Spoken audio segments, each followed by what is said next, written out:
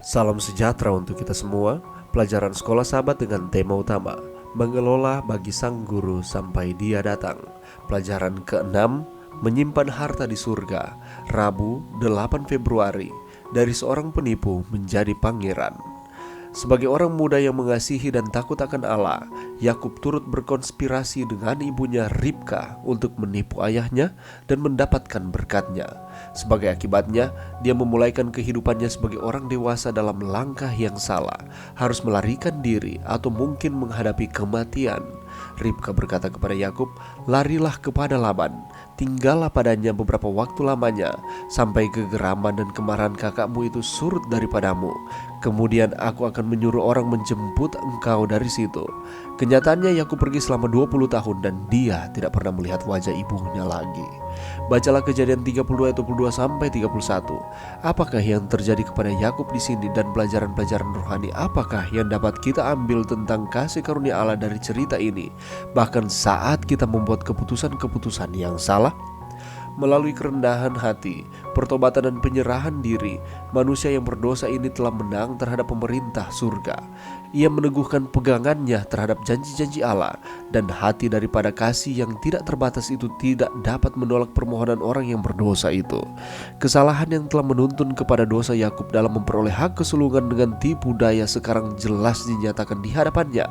Ia tidak berharap kepada janji-janji Allah, tetapi telah mencoba dengan usaha sendiri untuk mewujudkan sesuatu yang akan dilaksanakan Allah di dalam waktu dan caranya sendiri. Yakub telah menerima berkat yang telah menjadi kerinduan jiwanya. Dosanya sebagai seorang penipu telah diampuni.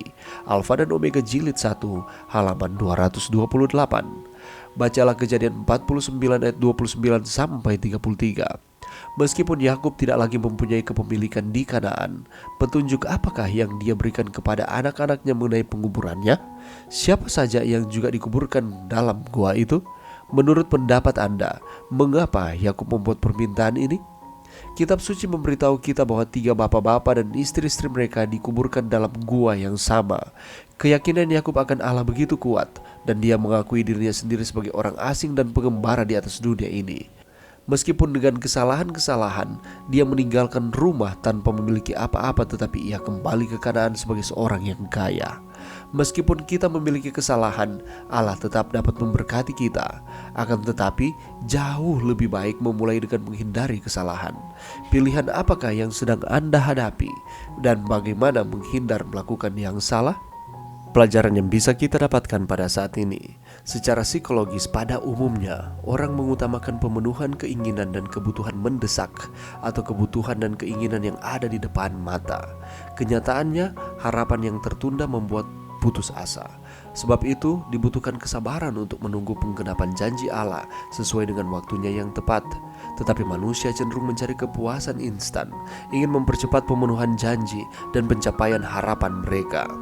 Salah satu contohnya adalah Yakub. Yakub berada pada titik-titik tertentu di dalam kehidupannya. Akibatnya, ia terpaksa menanggung kerugian sampai ia menyerahkan semuanya kepada Kristus dan menerima belas kasihan ilahi. Kita tidak selalu memiliki jawaban langsung atas doa-doa kita, dan segala sesuatu tidak selalu seperti yang kita inginkan. Nasihat berikut cocok pada saat-saat seperti itu. Berjalanlah di atas papan iman yang seksama. Percayakan semuanya pada janji Tuhan. Percayalah pada Allah dalam kegelapan. Itulah waktunya untuk memiliki iman. Testimonies for the Church jilid 1 halaman 167. Kita tahu bersama akan cerita Yakub manakala ia menipu ayahnya dan juga kakaknya atas desakan ibunya untuk mendapatkan akan hak kesulungan, yang sebenarnya hak kesulungan tersebut adalah dijanjikan untuk diberikan kepada Yakub beserta dengan keturunannya. Tuhan menetapkan Yakub untuk menjadi pewaris janji dan berkat perjanjian yang menjadi hak Esau sejak lahir. Alih-alih percaya kepada pemeliharaan untuk mengesampingkan rintangan terhadap takdirnya, Yakub menyetujui skema curang ibunya untuk berbohong dan mencuri berkat hak kesulungan milik saudaranya. Terlepas dari kekuatan iman yang mengendalikan, Yakub adalah seorang oportunis sembrono yang berusaha mempercepat membawa hasil yang dia anggap bermanfaat dengan cara apapun. Tetapi ada perubahan setelah pengalamannya di Betel.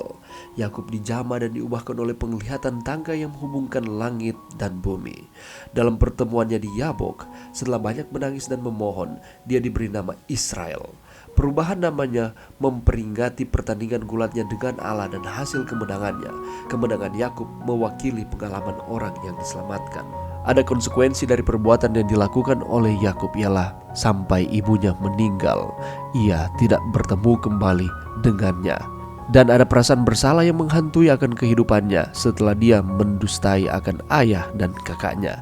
Tetapi melalui kerendahan hati, pertobatan dan penyerahan diri, manusia yang berdosa ini telah menang terhadap pemerintah surga.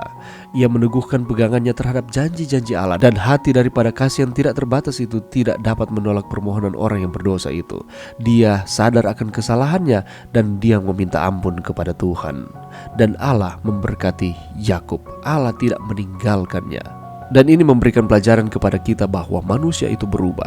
Kita tidak bisa menghakimi orang dari masa lalunya. Yakub adalah seorang penipu, tetapi ia berubah, dan pada akhirnya Allah mengubah namanya menjadi Israel. Dan di akhir kehidupannya ia memiliki pegangan yang kuat terhadap Allah. Dia beriman dengan sepenuhnya kepada Tuhan. Dan ia merubahkan fokusnya yang tadinya fokusnya hanya untuk kepentingannya sendiri. Dan pada akhirnya dia mengarahkan akan pandangannya kepada Tuhan sebagai sumber kehidupan dan keselamatannya. Mari kita membuat pilihan yang baik di dalam kehidupan kita. Pada hari ini, jikalau kita mendengarkan akan suara Tuhan, janganlah kita mengeraskan hati kita. Mari berdoa. Terima kasih Tuhan atas firman-Mu pada saat ini. Belajar dari pengalaman Yakub, kami mau menyimpan harta kami di surga. Terima kasih Tuhan, ini doa kami di dalam nama Yesus. Amin.